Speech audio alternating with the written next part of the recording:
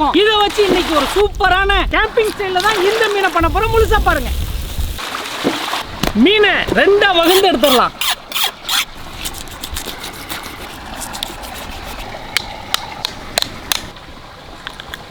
சம்பகான் சொல்லுங்க. சுத்தமாக கழுவி விட்டுவாங்க.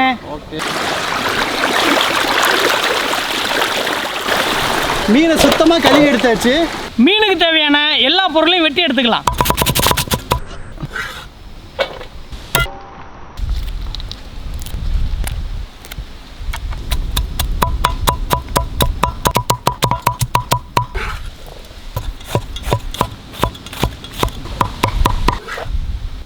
கட் பண்ணி வச்சிருக்கிற கூடவே எலுமிச்சை பழ சாறு பிழிஞ்சு விட்டுக்கலாம். தூள் உப்பு, சீரகத்தூள், மிளகாய் தூள், மஞ்சள் தூள், அப்படியே ஒரு குழி பண்ணி அது கூடவே தேங்காய் எண்ணெயும் ஊற்றிடலாம். இது எல்லாத்தையும் ஒன்றா நல்லா கலக்கிடணும். என்ன சம்பல்கான், நெருப்பு ரெடியா? ரெடி. அனல் பறக்குது போல இருக்கு. ஆமாம், நம்ம சமையல்னா அனல் பறக்கணும்ல. நல்லா கலக்கி எடுத்தாச்சு. இந்த டைம் தான் உப்பு கரெக்டாக இருக்கா, காரம் கரெக்டாக இருக்கான்னு செக் பண்ணணும். உப்பு, காரம், புளிப்பு எல்லாம் கரெக்டாக இருக்கான்னு சொல்லுங்க. எல்லாமே பர்ஃபெக்டாக இருக்குது. கரெக்டாக இருக்கா? கரெக்டாக இருக்கு. இந்த மீனை தூக்கிட்டு வாங்க. தூக்கிட்டு வரேன். வாழை மீனுக்கு விலங்கு மீனுக்கு கல்யாணம். இந்த மசாலாவை எடுத்து நல்லா ஸ்டப் பண்ணணும்.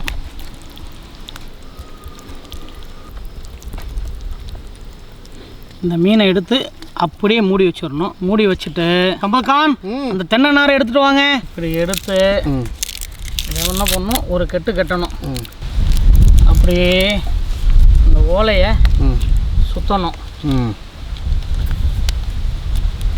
எதுக்கு சுற்றுறோன்னா சம்பல்கான், சொல்லுங்க, மசாலா பிரிஞ்சு வந்துடாமல் இருக்கணும் சம்பல்கான். ஓகே. அப்படியே தூக்கி கம்பியில் வச்சிடலாம்.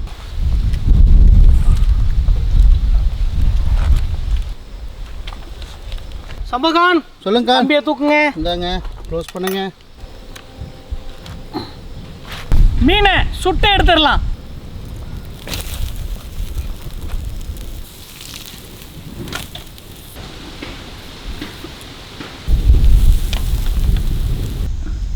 சம்பல்கான் மீன் ரெடி. இந்த மீன் இருக்குல்ல அப்படியே பிரிக்கணும்.